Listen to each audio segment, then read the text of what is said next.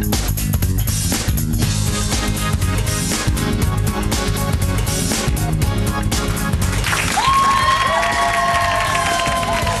our City Avenue studios, it's The 10 Show. Plus, Travel Zoo has great ideas for traveling all the time. But what about Halloween? With a Halloween theme later, fun Halloween ideas that you can share with the children. Stick around. We've got some great travel ideas. Travel Zoo is here with some spooky getaways that won't break the bank. We'll be right back.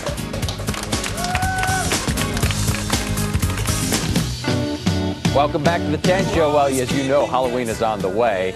And once you get your pets dressed up and ready to go, you need someplace to go. And Travel Zoo is here to help. The online guide to the world's best travel deals has some spooky destinations, whether you take the pets or not, to put you in the mood for Halloween. Travel Zoo senior editor Gabe Saglier is here with details. Gabe, hey, always good to have you in the house. Thank you.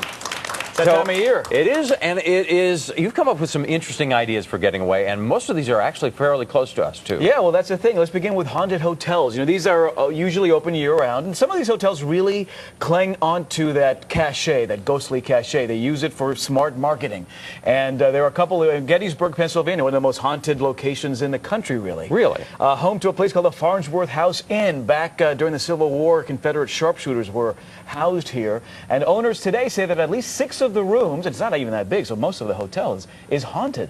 You can experience it for as little as $145 a night, and each room is individually and uniquely decorated. And it looks like it's just a simple house. Simple enough, and it's preserved. It was built back in 1810, and so it's basically 200 years old. All right. The next one is in New Jersey. This is New Jersey. It's on the Jersey Shore. It's called the Flanders Hotel. It's actually a very popular hotel. It's right on the water, all-suite hotel with ocean views. Now, there's one resident ghost here. It's Emily, the lady in white. She's actually a very friendly ghost, they say. She giggles, she plays with locks, she unscrews light bulbs. So she's a little bit of a mischievous ghost. But people have reported seeing her, and she is a happy-go-lucky gal. Does she not like electric light? Is that the deal? She's not used to it. You know, back in the day, they didn't have these things called light bulbs. Rates there started at about $149, which is actually a great rate to be right on the water there in Ocean City. So 2 locations if you want to stay put, close to home. But what if you want to go a little farther away? Well, this is a destination location, and again, this is a Stanley Hotel in Estes Park, Colorado. If you saw the movie version of The Shining, this is where they shot it. Stephen King stayed in room 217 when he wrote The Shining, so that's a very popular room. The 4th floor is particularly haunted, they say, because they hear kids running up and down the hallways when there's nobody there. And Mrs. Stanley, the first owner, she's still heard at night playing the piano. So this is a destination look. It's open year-round. Rates start at $129. This is the time of year when a lot of people do flock to Estes Park, Colorado. The Shining might be too scary. How about something a little tamer? I don't know. Well, that's the other thing. So that's haunted hotels. This is the time of year when we see all these what I call haunts pop up. These are the haunted houses, the mazes that that people really clamor to, and a lot of them are family-friendly. 2 tips.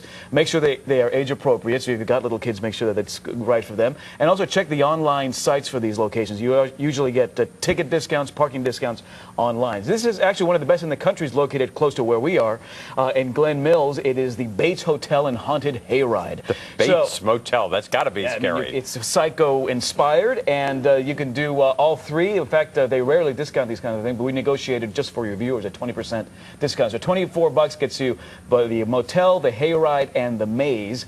Kids, $20. But really, the haunted house particularly not appropriate for kids under the age of 8. Wow, that sounds like fun. Okay, if you want a destination that's close to home, New York City. Well, that's the thing. You know, I also thought it is on a Sunday this year, Halloween. So what about a Halloween-inspired trip? So yes, what better than the Phantom of the Opera, the longest-running musical on Broadway? Again, tickets are rarely discounted for this show, but through early November, including the Halloween weekend, rates start at $44 for the show. Even the best seats in the house, orchestra seats discounted almost 50%. They start at about $66.50. Usually start at about $110. More than 9,000 performances, and of course, this is the story of a girl charmed by a mysterious specter haunting the Paris Opera House. Right, and if domestic haunting is not good enough for you, How about really taking this seriously and going overseas, right? Wales is home to more than 400 castles. You know, it's been invaded numerous times over the years, and invaders would build these fortresses and castles to keep the locals away. This is the Ruthin Castle in North Wales. For $9.99, a company called Line Out Tours will fly you out of Newark, so you've got to take the train ride, 1-hour train ride up north to Newark. You fly to Newark, you stay 5 nights in the bed and breakfast of your choice with a rental car to traverse the Welsh countryside, and then one night, your final night, is at this Ruthin Castle, which is purportedly haunted by many ghosts, including a woman known as a Grey Lady, who was executed after she murdered her husband's mistress, and a one-gloved soldier who's seen on the property often, according to people who stay there. Now, if you don't have a sighting, do you get some of your money back, or is that the? You know, that's a great point. But you know, they say most of the 400-plus hotel castles in Wales have some sort of haunted lore, and they embrace it, and they encourage people to come. Listen, you hanging out in these hallways when it's really late at night, you're gonna feel something. I mean, this castle dates back to 1277. Incredible. Charles I used to own it. I mean, it's got some interesting history. Well, that's a great deal, and if you got the money and have the time, it's a wonderful idea. But you also came up with some great ideas that are really close to home. So thank you so much, Gabe Saglier from TravelZoo.com.